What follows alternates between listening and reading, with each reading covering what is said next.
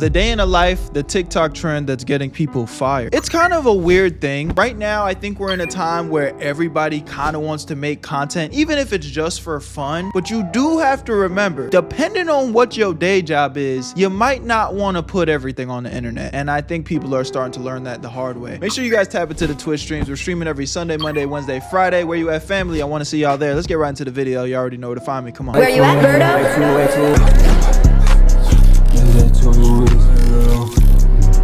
I made this shit look sweet. Almost any job you can think of has a day in the life video by someone on TikTok. Day in my life as a private chef. Day in the life of a restaurant marketer. Day in the life. Day in the life. But not every job is meant to have this type of content arc because these videos have gotten a lot of people fired from their jobs. Shit. My job. I would have never done anything to jeopardize it. This is a PSA to not post day in the life, get ready with me, come to work with me when you are really working. I'm gonna keep posting these until I'm rich and famous and don't have to work anymore. So if you don't know what a day in my life video is, it's where someone films the intimate details of their day-to-day life. Since most people spend a majority of their days working, a huge portion of these videos show people's workday. These day in my life videos span so many different jobs and industries. A lot of creators have built communities this way, and it can be very helpful for people considering different career paths. I also find them pretty entertaining. I want to preface that there's nothing inherently wrong about wanting to build a platform or share what your day-to-day life is like. But you gotta like time and place though, you know, and I can't think off the top of my head like what job would really prevent you from showing certain shit. But gang, if your job is paying your bills, like you really need to like think. And I think people are slowly starting to lose that attribute. Think. If you're working on a private project for your company, you probably don't want to be posting about it on fucking TikTok and Instagram, gang. That's just L plays. Like in that day-to-day life, including your job. And in doing so, especially when showing certain work environments, requires a level of discretion and caution that a lot of people aren't exercising until it's too late. The most recent and viral case where this happened was the Mac store manager at LAX airport getting fired after posting very detailed day in my life videos. But there's way more people than just her getting fired for these. Today we're gonna look at some of the times where that happened across a few different industries to see why people are getting fired for their TikToks. Okay, so let's start with the Mac employee situation since this is the most recent and what's kind of brought this issue back into discussion. I love my job. I would have never done anything to jeopardize it. Come to work with me at LAX airport, timestamps included. Hammering down the authenticity with too much information. 9 a.m. get on the shuttle. 9:45 go through TSA. Let's actually pay attention and see if their job was tripping or not though. Because sometimes motherfuckers just be hating too, gang. I'm not gonna lie. So I'm curious to see if it was that bad worth where she needed to get fired. Oh my god, we straight up just saw her badge. Ooh, I didn't even peep that. Okay, maybe I'm not a good person to even be judging this because I'm low-key, I'm a content creator. I'm a full-time content creator. I ain't never gave a fuck about a 9 to 5. The only 9 to 5s I ever really like locked in on was the ones that I was just doing in between, still trying to make content. This was always the goal. So fuck, you know, I didn't even peep that low key. I wouldn't have really thought of that as a big deal, but that's a big deal. Going up the escalator. Okay, let's lock in. Cash. Look at that. All that cash. Oh, and a whole receipt that we could pause and zoom into if we wanted to. Okay. Yeah, you gotta stop by and say hi. What's your name? I'm Jen. I'm Bree. Nice to meet you. What we look? Damn, okay, you shown, okay. I don't know what this is, but some type of spreadsheet that's relevant to the business. I don't think we need to be seeing that. You could have did the angle far off you writing. Like this is, we didn't need to see this. Looking at? Showed us the entire spreadsheet of whatever the heck she was noting down. 11 a.m. She got She's recording the fired. I think the people that fired her were hating a little bit, but it's clear that this girl also is not the wisest. Fired. Her videos have come under a lot of scrutiny for showing personal information. As we watched through a previous day in my life video, what do you notice might be a problem for her to be sharing? Okay, let's see. If anything. Timestamps, not necessary. Okay, TSA pre-check. Showing yourself going through TSA, showing your badge. 2 p.m. you have a meeting. It looks like it's on Zoom. And it's like, if we were to zoom it's like borderline too much. I'm not tripping yet though, me personally. Zoom in, we could probably see the first and last names of these people. Maybe. Showing the daily sales spreadsheet. Yeah, that one's bad. That one's really bad, I think. Showing where the extra The back end, yeah. inventory is kept. So I'm checking the end of day numbers right now, and it looks like my opener did 920. Okay, yeah, now she's giving out the company information. It's like, it's not inherently bad. Like, I don't know what somebody can do with this information and like fuck up the motion of this company, but it's just like, why are you doing this? What do you gain from that as a content creator? And you know, this is just good content creator advice just in general for all my aspiring content creators. You always got to ask yourself, what value am I providing to the viewer? So every time you do something, every time something comes out of your mouth, pause. You have to like think to yourself, how is the viewer going to receive this information? How is this stimulating their brain? What is the viewer going to think about after I say this? You know what I'm saying? And it's just like, the viewer didn't need that information. The viewer didn't need that information. You know what I'm saying? So she's definitely L plays. She's not being very wise here. Yo, this facial expression's hilarious. Just catching. She's dumbfounded. $12 in her chip. Okay, we get all the way to 9 p.m. where we're closing the register. Why are you showing this, ma'am? What time you can expect the money, cash money, to be taken out of the store? 9:15 p.m. Hello? All right, I'm out of here. The end of the day. And that shows us where you probably took the cash. People are saying that everything she shared in her videos are a huge security risk, and that's why she got fired. But I love my job. I would never do anything to jeopardize it. Get ready with me while I help you rob my store. I mean, do an open and closing shift. Yeah, it's dumb. You literally showed us the safe at the LAX airport. You showed us. That's true too. I'm not even thinking about the context of where this was. Where it's at. You showed us how to get there. You showed us where you parked. You showed us your badge. You showed us the bus. Shit, yeah, facts. I could have screenshot the badge and maybe showed that and scanned it. You know what? Yeah, bro, she doing too much. You know, I'm over here trying to cop pleas for her, and like kind of. I'm like 1 foot in, 1 foot out, but she dead ass wrong. Now the next manager could be in danger because they know where the manager picks up the money and what times, the bag they use to walk it through the airport, and that they're alone doing all of this. She made a mess. I could only imagine that airports have very strict safety and security standards for their employees. So not only is she a risk to the airport, she's a risk to herself because someone could have been watching that and knew her whole schedule. If you've watched my videos before, you know I'm all about internet safety. Post your content, do your thing, but be strategic about your personal safety. Sharing the specifics of time and location for a place you go on a routine basis, not great for protecting yourself online. The creator a few days later made an explanation video. She said that Mac was very supportive of her making content and encouraged her to do so. And yeah, but as soon as you start spilling the beans, bitch, it's like, damn.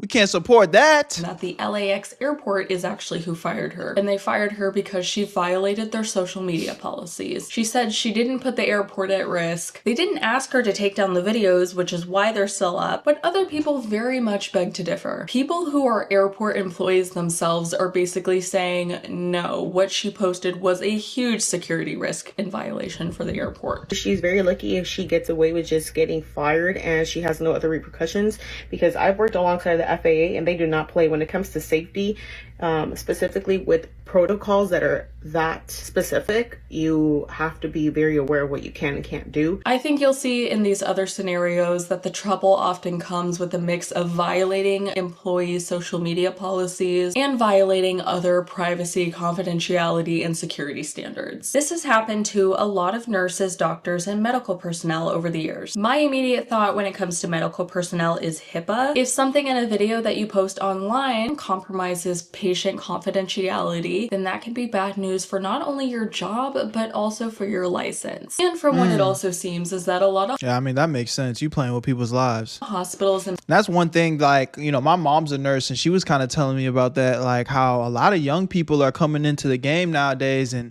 people are dying out of just straight negligence because, you know, it's like young people are coming in and they're really just kind of doing it for the money. So they just kind of doing the bare minimum and not really focused and locked in on saving people's lives, bro. So I don't know, bro. The generation is definitely cooked, bro. You know, again, as a content creator myself, as a social media nigga myself that, you know, does this full time for a living,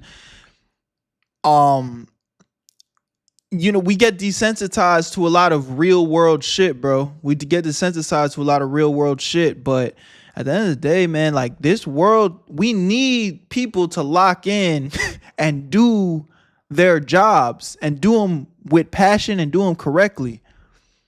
Not everybody can be a internet motherfucker, bro. You know, so it is weird times we entering, gang. medical facilities have their own employees' social media policies. I made a TikTok at work that went viral. My job basically fired me for it. So that TikTok had over 800,000 views and like 6,000 likes. So what do y'all think? Do I restore the TikTok that I deleted that went viral, or do I just continue to try and fly under the radar? Never involve work with social media, period. You shouldn't have made it. We all sign a confidentiality agreement. Why would you destroy your career over a TikTok? Any workplace, regardless of a career choice, is grounds for automatic dismissal. I'm a teacher, and if I made a TikTok at work, I'm sure I'd be fired too. Companies have policies. Plus, you're being paid to be a nurse, not an influencer. My recruiter called and was like, "You've been terminated." And all she said was that it was a TikTok. And that TikTok was just a whiteboard. And I don't even think it said the hospital. People just picked up on the hospital based on the colors and the font of the whiteboard. So do with that what you want. But I will say, I do not think a viral, a trending TikTok is worth your job. You can't even take a picture that has the paint on the walls at my hospital. They're super strict on social media. That's like actually insane how people can pinpoint that down so easily. Yeah, no, it is, but they do it though. It makes sense. A lot of people spend a lot of time there. Here's what they will tell you when you are marched into HR, because I've been through these with employees. You are on company time. Even if you're on your lunch break and you're clocked out, it is still company time. You are there to do a job as an employee, not to make videos.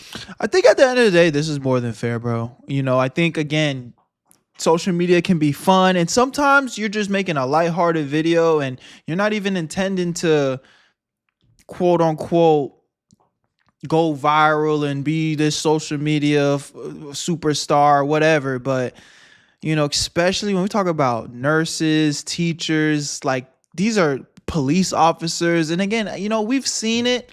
And I've enjoyed content from people in those fields.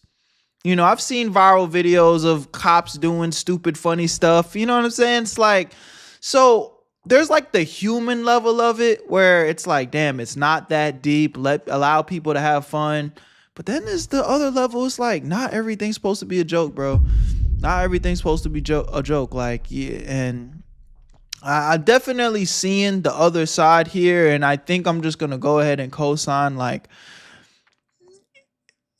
if you are working a job like this, you need to just lock in and do your fucking job for real. You are on company property. Even if you're outside the hospital, you're in the parking garage, you are still on company property. And 99% of the time, it is a violation of their social media policy. Read your social media policies.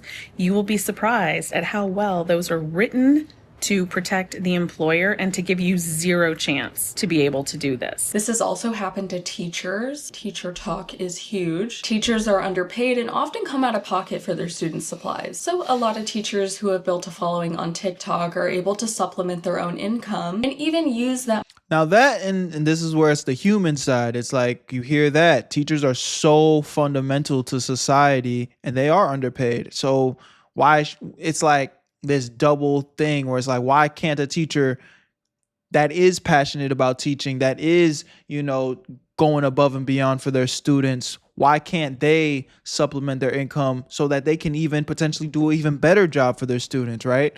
So I don't know, bro. There is two sides to this where it's like there's the human level, the humanity level, and the moral level, but then there's just like business is business, gang. Money from TikTok to get more supplies for their students, which I think is great. But where student safety and school policies are concerned, posting too much or posting the wrong things has led to some teachers losing their jobs. There's a very well-known situation where a teacher got on live during class and had his students taking out his braids for him, and he got fired. It was the topic of a lot of debate. Some people didn't think he deserved to lose his job at all. Some people really did. Teachers have to abide by FERPA, which protects students' educational records and personal information. So there's a lot of risk in gray area when it comes to posting. That shit said 1974 though.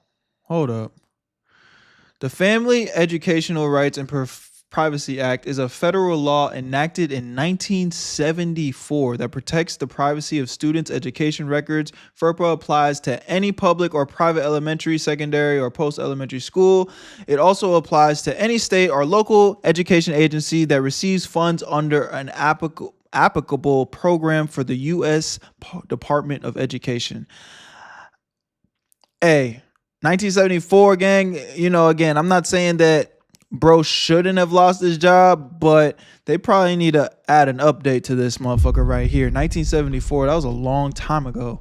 Records and personal information. So there's a lot of risk in gray area when it comes to posting students online. Beyond that, most schools have social media policies that don't allow teachers to post their students on their personal social media accounts. If I was a parent and that was my daughter taking out her teacher's hair on live, I would be very upset for two reasons. Keep my non-existent child off the internet and go to a salon if you need your hair done. That's just my opinion though.